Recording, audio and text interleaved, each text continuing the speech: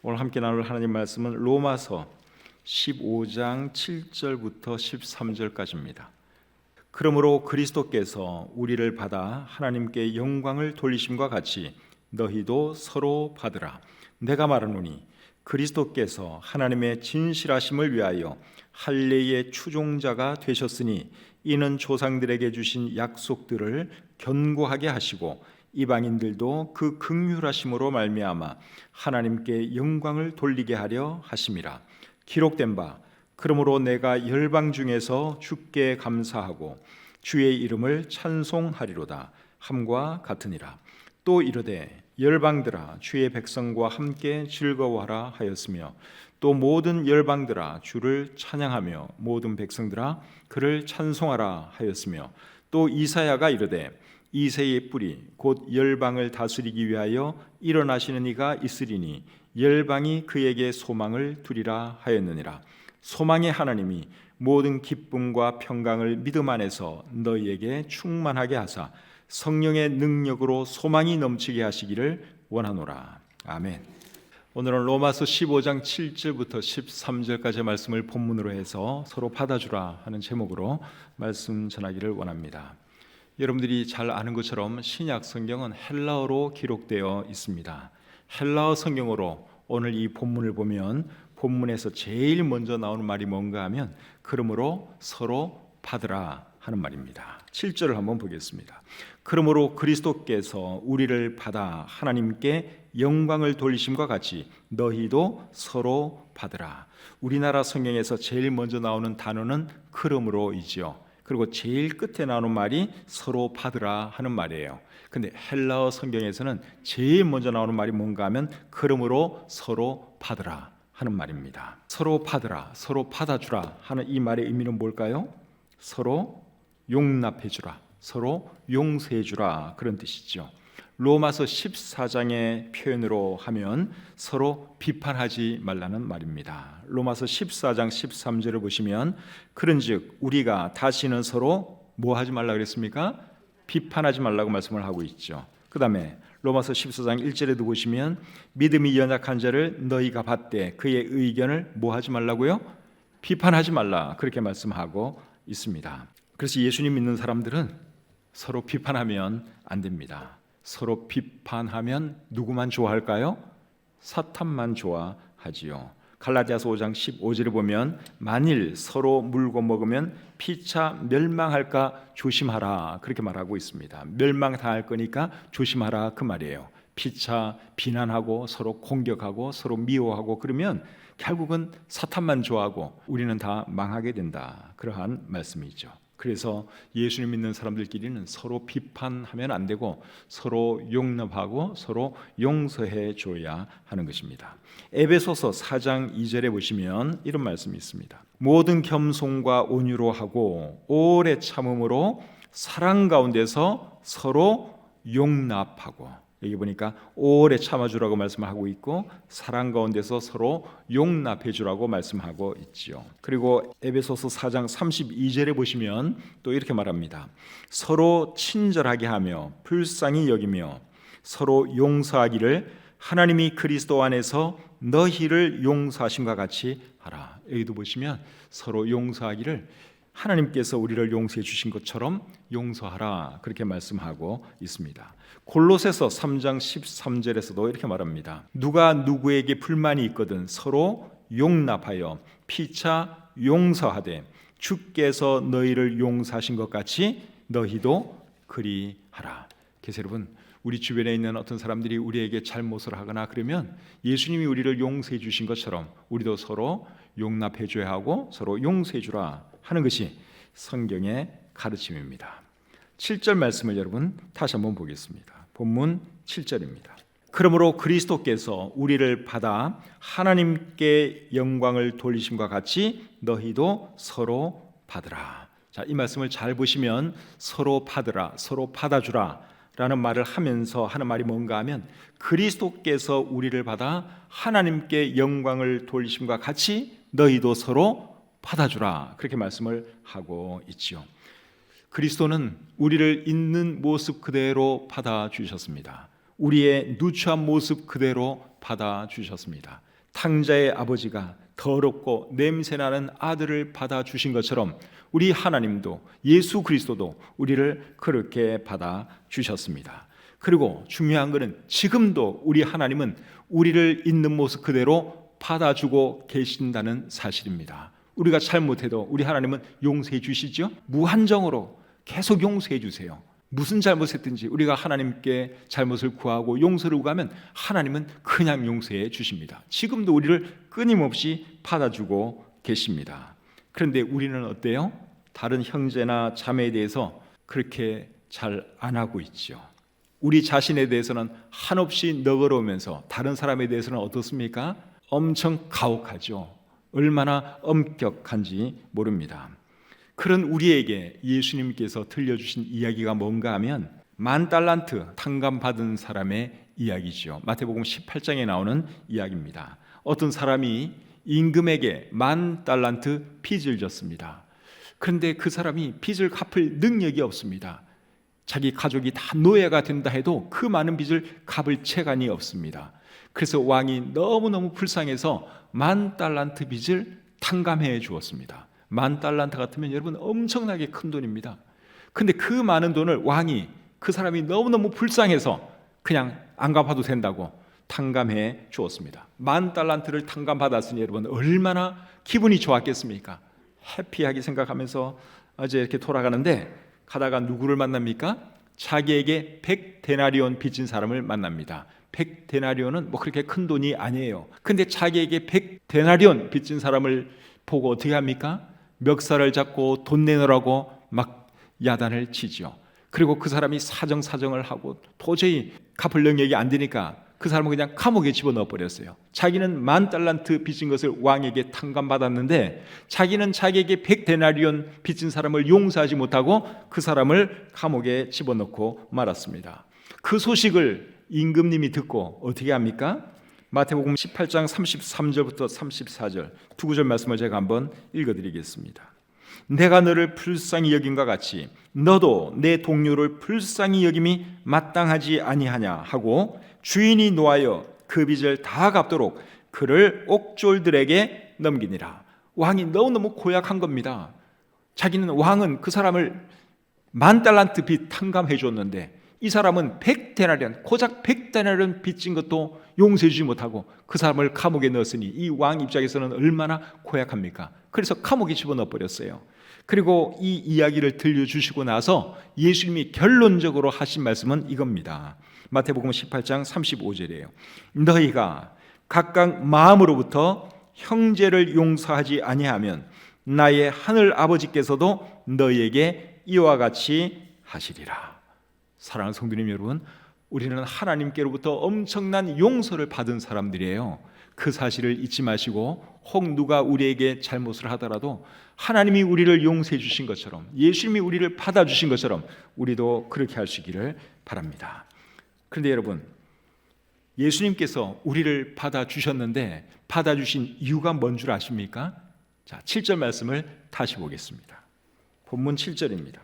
그러므로 그리스도께서 우리를 받아 하나님께 영광을 돌리심과 같이 너희도 서로 받으라. 예수님께서 우리를 받아주셨는데 왜 우리를 받아주셨느냐? 7절 말씀에 의하면 하나님께 영광을 돌리시려고 예수님께서 우리를 받아주셨습니다. 우리 예수님은 하나님이기도 하셨지만 인간이기도 하십니다. 인간으로서 예수님은 어떤 삶을 사셨어요?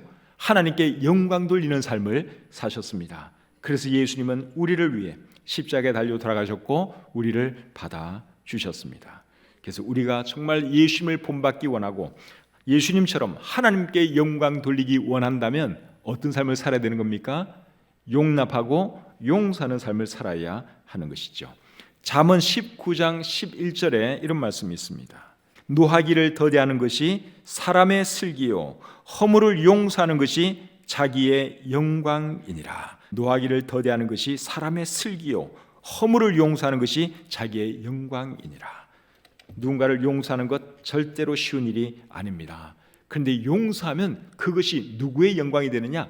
자기에게 영광이 된다고 말씀하고 있습니다. 누군가를 용서 한번 해줘 보세요. 그러면 사람들이 그 사람을 얼마나 우러러 보겠습니까? 야, 저 사람은 정말 대단한 사람이다, 훌륭한 사람이다, 칭찬하지 않겠습니까? 그러니까 누군가를 용서하면 그것이 자기의 영광으로 돌아온다는 것이죠. 그리고 자기에게만 영광 되는 것이 아니라 또 누가 영광 받으시겠습니까? 하나님이 영광 받으시죠. 우리 하나님이 우리가 누군가를 용서해 주는 것 보면 어떻게 생각하시겠어요? 그래, 잘했다, 너 정말 잘했다, 하나님께서 기뻐하시지 않겠습니까? 그래서 우리에게도 영광이 되고 하나님께도 영광 돌리기 위해서 우리는 용납하고 용서하는 삶을 살아야 하는 것이죠. 우리 교회는 1년에 한 번씩 이제 성경을 통독하고 있는데 오늘 성경 통독 본문이 뭔 줄 아십니까? 창세기 몇 장입니까? 49장, 50장 두 장이에요. 그리고 내일부터는 출애굽기가 시작됩니다. 창세기 49장, 50장 여러분 읽고 오셨어요? 통독하고 계십니까? 올해 꼭 통독하시기를 바랍니다. 그래서 오늘 통독 본문이 창세기 49장, 50장인데요. 그게 어떤 내용이 나오는가 하면 요셉이 자기 형들을 용서하는 이야기가 나와요. 이미 요셉은 형들을 다 용서해 줬어요. 그런데도 아버지가 죽고 나니까 요셉의 형들이 불안해하는 거예요. 두려워하는 거예요. 저 요셉이 우리를 해치지 않을까 두려워합니다. 그때 요셉이 형들을 또 다시 한번 용서해 주면서 걱정하지 말라고, 내가 당신과 당신들의 자손들을 돌보겠습니다, 그렇게 말을 하죠. 제가 그 성경을 읽는데요, 눈물이 나려 그러더라고요. 요셉이 용서하는 그 모습이 너무너무 훌륭하고 아름다워서 눈물이 나려 그러더라고요. 그래서 우리가 성경을 읽어야 되는 거예요. 성경을 읽으면 깨닫는 것이 있고 느끼는 것이 있고 배우는 것이 있습니다. 용서하니까 얼마나 멋집니까? 그래서 요셉이 훌륭한 사람인 거예요. 우리도 여러분, 예수님이 우리를 받아주신 것처럼, 하나님이 우리를 지금도 받아주시고 있는 것처럼, 우리도 우리에게 혹 실수하거나 잘못한 사람이 있더라도 기꺼이 용서하시고 용납해 줄 수 있는 저와 여러분들이 다 되시기를 우리 주님의 이름으로 축복합니다. 8절 9절 말씀 계속 보겠습니다. 내가 말하노니 그리스도께서 하나님의 진실하심을 위하여 할례의 추종자가 되셨으니 이는 조상들에게 주신 약속들을 견고하게 하시고 이방인들도 그 긍휼하심으로 말미암아 하나님께 영광을 돌리게 하려 하심이라. 자, 8절과 9절 상반절 말씀은 누구에 대한 말씀입니까? 그리스도에 대한 말씀을 하고 있죠. 7절에서 그리스도에 대한 말씀을 잠깐 했기 때문에 이제 8절과 9절에서는 그리스도에 대한 말씀을 조금 더 자세하게 하는 겁니다. 근데 8절에 보니까 그리스도에 대해서 어떤 말씀을 하셨는가 하면 그리스도께서 할례의 추종자가 되셨다 하는 말씀을 하고 있습니다. 할례의 추종자가 되셨다. 여러분, 이 말의 의미가 뭐겠습니까? 여기서 할례는 할례 받은 사람들, 즉 유대인들을 의미하고 추종자는 종, 사역자 그런 뜻입니다. 그렇기 때문에 그리스도께서 할례의 추종자가 되셨다 하는 말의 의미는 그리스도께서 유대인들의 종이 되셨다, 그리스도께서 유대인들을 위한 사역자가 되셨다, 그런 뜻입니다. 예수님은 여러분 유대인으로 이 땅에 오신 거 다 알고 계시죠? 예수님은 유대인이셨습니다. 그리고 사역을 하실 때도 유대인 중심으로 사역을 하셨습니다. 제자들을 파송하실 때 예수님이 뭐라고 말씀을 하셨는가 하면 마태복음 10장 5절 6절 말씀 한번 읽어드리겠습니다. 예수께서 이 12를 내보내시며 명하여 이르시되 이방인의 길로도 가지 말고 사마리아인의 고을에도 들어가지 말고 오히려 이스라엘의 집에 잃어버린 양에게로 가라. 예수님께서 12제자를 파송하면서 사마리아 사람들에게 가지 말고 이방 사람들에게도 가지 말고 누구에게 가라 했어요? 이스라엘 사람들, 유대인들에게 가서 복음을 전하라, 사역을 하라, 그렇게 말씀을 하셨습니다. 그리고 귀신 들린 딸을 둔 한 어머니가 자기 딸을 고치기 위해서 예수님을 찾아왔을 때 예수님이 뭐라 그랬죠? 나는 이스라엘 집에 잃어버린 양 외에는 다른 데로 보내심을 받지 않았다, 그렇게 매정한 말씀을 하셨습니다. 그런데 여러분들이 다 아는 것처럼 예수님은 이방 사람들을 위해서도 오셨지만 먼저는 누구를 위해서 오셨느냐? 유대인들을 위해서 오셨습니다. 그것이 그리스도께서 할례의 추종자가 되셨다 하는 말의 의미입니다. 예수님이 할례 받은 사람들, 유대인들의 사역자가 되셨다 하는 그 말의 의미는 예수님의 사역의 우선순위는 항상 유대인이었다, 그 말입니다. 그래서 로마서 1장 16절에도 이렇게 말을 하죠. 이 복음은 모든 믿는 자에게 구원을 주시는 하나님의 능력이 됨이라. 먼저는 유대인에게요, 그리고 헬라인에게로다. 복음을 하나님께서 우리에게 주셨는데 복음의 첫 번째 대상자는 누굽니까? 유대인들이에요. 그리고 나서 이방인들이다. 우리 성경이 그것을 말씀하고 있습니다. 그렇다면 왜 예수님께서는 유대인들을 위해 먼저 오셨느냐 하는 거예요. 그 이유는 하나님께서 유대인들의 조상들에게 하신 약속의 말씀 때문에 그렇습니다. 그 말씀이 8절이에요. 자, 8절을 다시 보겠습니다. 본문 8절입니다. 내가 말하노니 그리스도께서 하나님의 진실하심을 위하여 할례의 추종자가 되셨으니 이는 조상들에게 주신 약속들을 견고하게 하시고, 여기 보니까 조상들에게 주신 약속들을 견고하게 하셨다 하는 말씀이 나오죠. 하나님께서 유대인들의 조상들에게 하신 그 약속을 지키시기 위해서 예수님을 먼저 유대인들에게 보내주셨다 그 말입니다. 하나님께서 유대인들의 조상들에게 하나님께서 어떤 약속을 해주셨는가 하면 메시아를 보내주실 것인데 그 메시아는 그들의 후손이 될 것이다 하는 거예요. 그들의 후손 가운데 메시아가 나올 것이다 하는 약속을 해 주셨죠. 그 약속을 누구에게 제일 먼저 해 주셨는가 하면 누구에게 제일 먼저 해 주셨죠? 아브라함에게 제일 먼저 해 주셨습니다. 창세기 12장 3절을 보시면 중간에 보시면 땅의 모든 족속이 너로 말미암아 복을 얻을 것이라. 하나님께서 아브라함에게 그 말씀을 하셨어요. 땅의 모든 족속이 너로 말미암아 복을 받을 것이다. 이게 무슨 말인가 하면 내 후손 가운데 메시아가 나올 것이다 그 말입니다. 그리고 아브라함의 아들 이삭에게도 그 약속을 해 주셨죠. 창세기 26장 4절을 보겠습니다. 중간에 보시면 내 자손으로 말미암아 천하 만민이 복을 받으리라. 아브라함에게도 이 약속을 해 주셨고 그의 아들 이삭에게도 똑같은 약속을 해 주셨습니다. 그리고 이삭의 아들 야곱에게도 그 약속을 해 주셨어요. 창세기 28장 14절입니다. 중간에 땅의 모든 족속이 너와 내 자손으로 말미암아 복을 받으리라. 땅의 모든 자손이 너와 내 자손으로 말미암아 복을 받으리라. 그러니까 하나님께서 아브라함에게 해주신 그 약속을 이삭에게도 해주시고 그의 아들 야곱에게도 해주셨어요. 그리고 야곱의 12아들 중에서는 누구에게 해주셨습니까? 그 약속을 12아들 중에서는 누구에게 해주셨느냐? 유다에게 해주셨어요. 유다에게. 자, 창세기 49장 10절을 보겠습니다. 규가 유다를 떠나지 아니하며, 규라고 하는 것은 왕이 드는 홀, 그것을 말합니다. 규가 유다를 떠나지 아니하며 통치자의 지팡이가 그 발 사이에서 떠나지 아니하기를 실로가 오시기까지, 실로는 메시아를 의미하는 표현이라고 할 수 있습니다. 실로가 오시기까지 이르리니 그에게 모든 백성이 복종하리로다. 그래서 하나님께서 아브라함에게도 그 약속해 주시고 이삭에게도 해주시고 야곱에게도 해주시고 야곱의 12아들 중에서는 유다에게 해주셨고, 그리고 한참 뒤에 또 누구에게 그 약속을 해주시는가 하면 다윗 왕에게 그 약속을 해주셨습니다. 사무엘하 7장 16절에 이렇게 기록되어 있습니다. 내 집과 내 나라가 내 앞에서 영원히 보존되고 내 왕위가 영원히 견고하리라. 하나님께서 다윗에게 어떤 약속을 해주셨어요? 내 후손 중에 메시아가 나올 것이다. 메시아, 왕이 나올 것이다. 그 말씀을 해 주셨죠. 그런데 하나님께서 이 약속을 지키셨습니까? 안 지켰습니까? 지키셨죠. 그래서 하나님은 진실하신 분이고 그것을 드러내시기 위해서 약속대로 때가 되어 예수님은 유대인으로 이 땅에 오신 것이죠.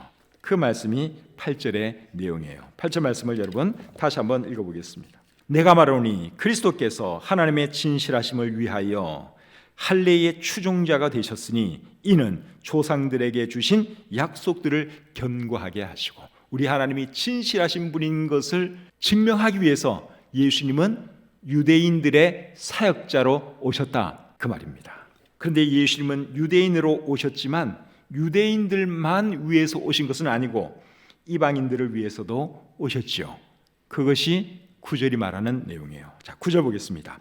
이방인들도 그 긍휼하심으로 말미암아 하나님께 영광을 돌리게 하려 하심이라. 이게 무슨 말인가 하면 예수님은 이방 사람들을 위해서도 오셨다 그 말이에요. 먼저는 유대인들을 위해서 오셨지만 그리고 결국은 이방인들을 위해서도 예수님은 오신 것이다 그 말입니다. 하나님께서 아브라함과 이삭과 야곱과 이런 유대인들의 조상들에게 약속하실 때 뭐라 하셨는가 하면 땅의 모든 족속이 너로 말미암아 복을 받을 것이다. 천하 만민이 네 자손으로 말미암아 복을 받을 것이다. 그렇게 말씀을 하셨어요. 그러니까 하나님의 구원 계획 속에는 이방인들도 포함되어 있는 것을 우리가 알 수 있죠. 천하 만민, 이방 사람 다 포함하는 말 아닙니까? 왜 하나님께서는 이방인들도 구원해 주셨느냐?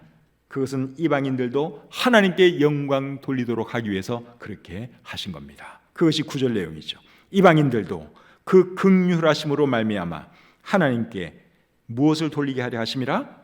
영광을 돌리게 하려 하심이라. 그래서 하나님은 이방인들도 하나님께 영광 돌리게 하시려고 이방인들도 구원해 주신 것이죠. 저와 여러분들이 다 이방인인데 이방인 크리스천으로서 저와 여러분들이 해야 할 일은 무엇입니까? 하나님께 영광 돌리는 일을 해야 하는 것이죠. 여러분들이 이렇게 예배에 나오신 것도 하나님께 영광 돌리기 위해서 지금 나온 거 아닙니까? 이런 삶을 우리가 앞으로도 계속 살아야 하는 것입니다. 9절 하반절부터 12절 보겠습니다. 그러므로 내가 열방 중에서 주께 감사하고 주의 이름을 찬송하리로다 함과 같으니라. 또 이르되 열방들아 주의 백성과 함께 즐거워하라 하였으며 또 모든 열방들아 주를 찬양하며 모든 백성들아 그를 찬송하라 하였으며 또 이사야가 이르되 이새의 뿔이 곧 열방을 다스리기 위하여 일어나시는 이가 있으리니 열방이 그에게 소망을 두리라 하였느니라. 자, 이 말씀에는 구약 성경에 있는 네 구절이 인용되고 있습니다. 네 구절의 공통점이 뭔가 하면 다 이방인들의 구원과 관련된 말씀이다 하는 겁니다. 인용된 네 구절에 공통적으로 나오는 단어가 하나 있는데 그 단어가 무엇인지 제가 다시 한번 읽을 테니까 여러분들이 한번 알아맞혀 보시길 바랍니다. 자, 인용된 그 말씀만 제가 읽겠습니다. 9절 중간. 그러므로 내가 열방 중에서 주께 감사하고 주의 이름을 찬송하리로다. 10절. 열방들아 주의 백성과 함께 즐거워하라. 11절. 모든 열방들아 주를 찬양하며 모든 백성들아 그를 찬송하라. 12절. 이새의 뿔이 곧 열방을 다스리기 위하여 일어나시는 이가 있으리니 열방이 그에게 소망을 두리라. 자, 네 구절에 공통적으로 나온 단어가 뭡니까? 열방이죠. 열방은 이방인들을 말하는 거예요. 그래서 예수님은 유대인으로 이 땅에 오셨지만 유대인들만 구원하시기 위해서 이 땅에 오신 것은 아니고 이방인들도 구원하시기 위해서 이 땅에 오셨습니다. 그래서 시몬이라고 하는 사람은 아기 예수님을 보고 이렇게 말을 했습니다. 누가복음 2장 30절부터 32절 말씀입니다. 내 눈이 주의 구원을 보았사오니 이는 만민 앞에 예비하신 것이요 이방을 비추는 빛이요 주의 백성 이스라엘의 영광이니이다. 시몬이라고 하는 사람이 아기 예수님을 안고 한 말이에요. 여기 보니까 예수님에 대해서 만민 앞에 예비하신 것이라고 말씀을 하고 있고 이방을 비추는 빛이라고 말씀하고 있습니다. 그러니까 이런 사람은 예수님이 유대인들만을 위해서 오신 것이 아니라 이 세상 모든 사람을 위해서 오신 분이라고 하는 것을 알고 이런 말을 하는 것이죠. 그래서 구원받은 이방인들은 어떤 삶을 살아야 하느냐? 하나님께 영광 돌리고 하나님을 찬양하고 하나님께 소망 두는 삶을 살아야 할 줄 믿습니다. 그것이 9절 중간부터 12절까지 말씀이 하는 내용입니다. 9절부터 12절까지 제가 인용된 그 말씀들만 다시 한번 읽어보겠습니다. 9절. 그러므로 내가 열방 중에서 주께 감사하고 주의 이름을 찬송하리로다. 이것은 다윗이 한 말이에요. 10절. 열방들아 주의 백성과 함께 즐거워하라. 이 말씀은 모세가 한 말입니다. 그 다음에 11절. 모든 열방들아 주를 찬양하며 모든 백성들아 그를 찬송하라. 그 다음에 12절. 이새의 뿔이 곧 열방을 다스리기 위하여 일어나시는 이가 있으리니 열방이 그에게 소망을 두리라. 그래서 우리 열방인 우리는 어떻게 살아야 되느냐? 하나님을 찬양하면서 하나님께 소망 두는 삶을 살아야 하는 것이죠. 자, 이제 마지막으로 13절을 보겠습니다. 본문 13절.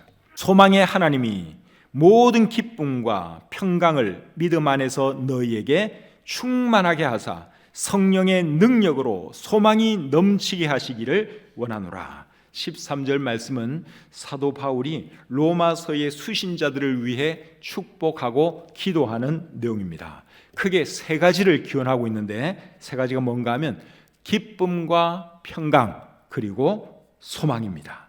기쁨과 평강 그리고 소망, 이 세 가지는 모든 세상 사람이 다 구하는 것이고 모든 사람에게 반드시 있어야 할 것입니다.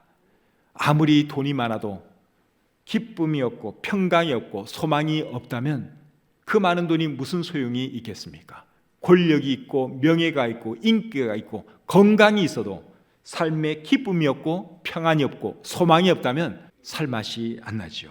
그래서 사람에게 가장 중요한 것이 기쁨과 평강 그리고 소망이라고 할 수 있습니다. 이거 없으면 사람은 살기가 정말 어렵습니다. 그런데 이 세 가지를 누가 주시는가 하면 하나님께서 주시죠. 그래서 13절 말씀 첫 글이 뭡니까? 소망의 하나님이 모든 기쁨과 평강을 믿음 안에서 너희에게 충만하게 하사 성령의 능력으로 소망이 넘치게 하시기를 원하노라. 그래서 13절에 보시면 소망의 하나님이 이런 표현이 나오죠. 그리고 중간에 보시면 믿음 안에서 이런 표현이 나와요. 그리고 또 조금 더 지나서 보면 성령의 능력으로 하는 표현이 나옵니다.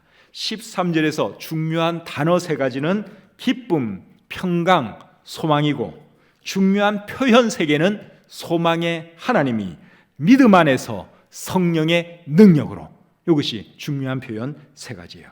그러니까 기쁨과 평안과 소망의 삶을 살려면 어떻게 된다는 말입니까? 하나님 잘 섬기고 믿음 생활 잘하고 성령 충만해야 한다 그 말입니다. 그리고 그런 사람은 다른 사람에 대해서 용납하고 용서도 잘해주겠죠. 그래서 여러분, 우리가 용납하고 용서하면서 기쁨과 평안과 소망이 넘치는 그런 삶을 살아야 하는 것입니다. 그런 삶을 살아가는 저와 여러분들이 되시기를 우리 주님의 이름으로 축복합니다.